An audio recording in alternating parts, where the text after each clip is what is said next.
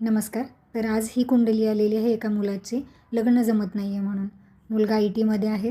मुलाला महिन्याला 1,00,000 रुपये पगार आहे. मुलगा सुंदर आणि निर्व्यसनी आहे. स्वतःचं घर आहे, गाडी आहे, जमीन आहे.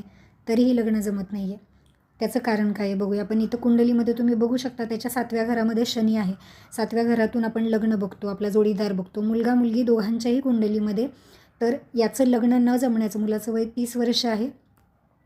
30 वर्षापर्यंत लग्न न जमण्याचं कारण फक्त शनी आहे. शनी तुम्हाला कुठलीही गोष्ट उशिरा देतो किंवा संघर्ष केल्यानंतर, अडथळे बरेच आल्यानंतर देतो. कारण त्याला असं वाटतं कुठलीही गोष्ट तुमच्या हातात देण्याअगोदर तुम्ही ती गोष्ट हँडल करण्यासाठी तुम्ही प्रॉपर मॅच्युअर आहे की नाही म्हणून.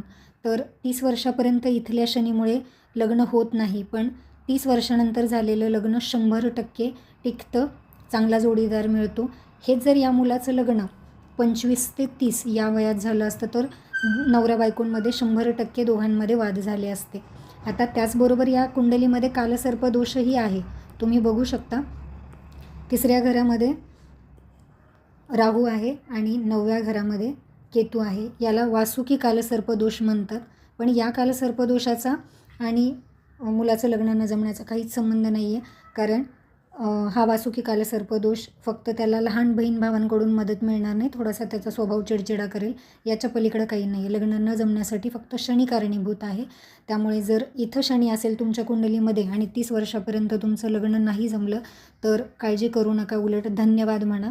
कारण शनी ज्या गोष्टी देतो त्या वेळेवर देतो आणि योग्य देतो. वेळेच्या अगोदर मिळालेली गोष्ट ही तुमच्यासाठी अयोग्य असते. अशाच प्रकारच्या माहितीसाठी या चॅनलला नक्की सबस्क्राईब करा. धन्यवाद. तर आज आपण सर्वात जास्त दोष असणारी पत्रिका बघणार आहोत. ही एका 35 वर्षाच्या व्यक्तीची कुंडली आहे. गेल्या 16 वर्षात यांच्या आयुष्यात यांना कोणकोणत्या प्रसंगांना तोंड द्यावं लागलं बघा. तर मित्रांकडून फसवणूक झाली, मित्रांनी दिलेले पैसे परत केले नाही, त्यामध्ये 25 लाखांचं नुकसान झालं. प्रेमभंग झाला, तिथंही फसवणूक झाली, त्यामुळे त्यांनी आत्महत्येचा प्रयत्न केला. आजही या व्यक्तीचं लग्न झालेलं नाही. आणि सगळ्यात महत्त्वाची गोष्ट म्हणजे ही व्यक्ती आध्यात्मिक आहे आणि शाकाहारी आहे. तर आता हे सगळं घडण्याचं कारण काय, तर 5th हाऊस म्हणजे 5वं घर हे तुमचं पूर्व पुण्याचं घर असतं. म्हणजे गेल्या जन्मी काय तुम्ही पुण्य केलं आहे, पाप केलं आहे, त्याच्यानुसार तुम्हाला फळ मिळतं. तर इथं तुम्ही बघू शकता या पत्रिकेमध्ये शनी चंद्र एकत्र आहे म्हणजे विषयोग आहे. तर याच्यामुळे काय घडतं, तुम्हाला प्रचंड मानसिक त्रास होतो. आता सूर्य आणि चंद्र एकत्र आहे म्हणजे अमावस्येचा जन्म आहे, त्यामुळेही त्रास होतो. त्याचबरोबर सूर्य राहू एकत्र आहे म्हणजे पितृदोष आहे. जेव्हा जेव्हा सूर्य राहू सोबत येतो, सूर्य म्हणजे तुमचा समाजातला मान सन्मान आहे, तर तुमचं नाव खराब होणं, बदनामी होणं या गोष्टी होतात. त्याचबरोबर रोगप्रतिकारक शक्ती कमी होते. त्याच्यानंतर बुध राहू सोबत आहे. बुध म्हणजे तुमची बुद्धी आहे आणि जेव्हा बुद्धी राहू सोबत येते तेव्हा चुकीचे निर्णय घेतले जातात. आता त्याचबरोबर 8वं घर हे तुमचं नुकसानीचं घर आहे. तर या व्यक्तीला इथं 41 गुण आहेत. एवढे जास्त गुण म्हणजे तुमचं प्रचंड नुकसान होणार हे ही पत्रिका दाखवते. आणि हे सगळं या व्यक्तीच्या बाबतीत घडलेलं आहे ते राहूच्या महादशेत. मला एकच सांगायचं आहे की ठीक आहे, पत्रिकेत प्रॉब्लेम आहे, ते त्रास होणार हे तर ठरलेलंच आहे. आपण 100% त्रास हे वाचवू शकत नाही, पण याची तीव्रता आपल्याला नक्की कमी करता आली असती जर ही पत्रिका योग्य वेळी आणि योग्य व्यक्तीकडून बघितली गेली असती. मला या व्हिडिओच्या माध्यमातून तुम्हाला इतकंच सांगायचं आहे की आपल्या मुलांची पत्रिका वेळेवर आणि योग्य व्यक्तीकडून बघून घ्या, तुम्हाला बरेच त्रास कमी करता येतील. धन्यवाद. नमस्कार. तर आज एका ताईची कुंडली आलेली आहे. तिची तक्रार ही आहे की तिचा नवरा तिला कधीच साथ देत नाही, त्यामुळे तिला खूप जास्त मानसिक त्रास सहन करावा लागतो आहे. इतका मानसिक त्रास की तिला जगायचीच इच्छा राहिलेली नाही. तिचं म्हणणं असं आहे की जेव्हा आपला नवरा आपल्याला साथ देत नाही तेव्हा सासरच्या घरी आपली किंमत शून्य होते.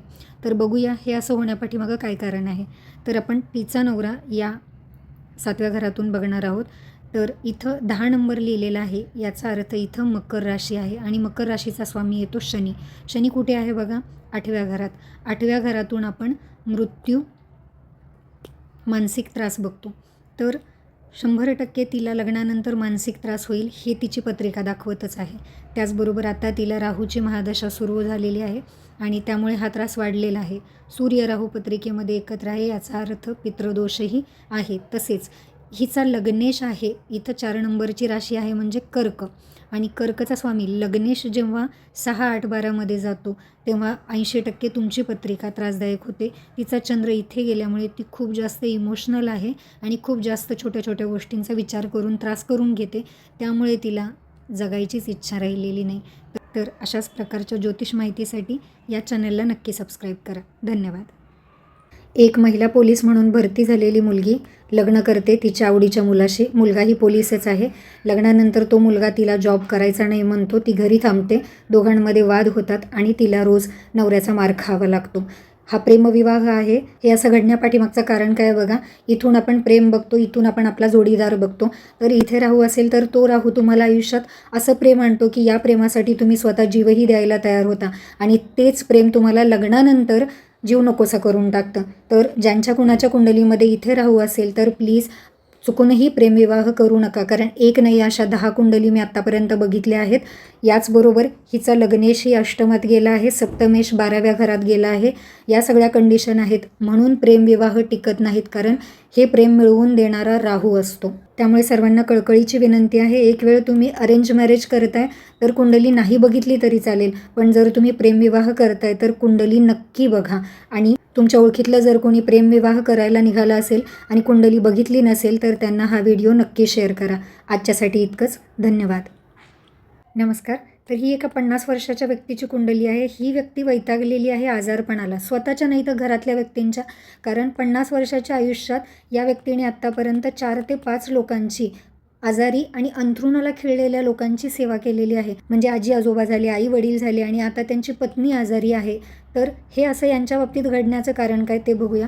इथं बघू शकता तुम्ही शनी राहू एकत्र आहे. शनी राहू कुंडलीत एकत्र असण्याला श्रापित दोष म्हणतात, आणि हा श्रापित दोष यांच्या सुखस्थानात आहे. म्हणजे या व्यक्तीला सुख मिळणार नाही. एकटा शनी जरी असेल कुंडलीमध्ये सुखस्थानात तरी या व्यक्तींना सुख मिळत नाही. इथे तर तो राहू सोबत आहे. ज्यांच्या कुणाच्या कुंडलीमध्ये शनी राहू एकत्र असतात म्हणजे श्रापित दोष असतो, तर अशा लोकांच्या नशिबी आजारी अंथरुणाला खिळलेल्या व्यक्तींची सेवा येतेच. आणि त्यांनी जर ही सेवा केली नाही, टाळाटाळ केली किंवा त्याच्यातून सुटका करून घेण्याचा प्रयत्न केला तर हा दोष मात्र तुमच्या पुढच्या पिढीला त्रासदायक ठरतो. म्हणजे सेम हाच दोष तुमच्या मुलांच्या पत्रिकेमध्ये परत येण्याची शक्यता असते. तुमच्यापैकी कोणाच्या कुंडलीमध्ये शनी राहू एकत्र आणि जर तुम्हालाही असा अनुभव आला असेल तर तुम्ही त्या आजारी व्यक्तीची सेवा नक्की करा. जेव्हा कधी ही व्यक्ती हॉस्पिटलमध्ये ॲडमिट होईल तेव्हा तुम्ही त्यांच्यासोबत हॉस्पिटलमध्ये थांबायचं आहे. घरी राहून डबे देणे वगैरे असा प्रकार करायचा नाही आहे. जास्तीत जास्त तुम्हाला त्या व्यक्तीची कशी सेवा करता येईल हे पहा. त्याचबरोबर अजून बऱ्याच गोष्टी आहेत या कुंडलीमध्ये बघा. लग्नेश शुक्र 6मध्ये गेलेला आहे. त्याचबरोबर अष्टमात मंगळ आहे, म्हणजे जास्तीत जास्त मानसिक त्रास. त्याचबरोबर मेहनतीच्या घरामध्ये गुरु उच्च आणि वक्री आहे, म्हणजे खूप जास्त कष्ट आहे नशिबात. तुमच्या ओळखीच्या जवळच्या लोकांमध्ये कोणी अशा प्रकारच्या त्रासात असेल तर त्यांना हा व्हिडिओ नक्की शेअर करा, त्यांची मदत होईल. त्याचबरोबर अशाच प्रकारच्या ज्योतिषीय माहितीसाठी या चॅनलला नक्की सबस्क्राईब करा. धन्यवाद.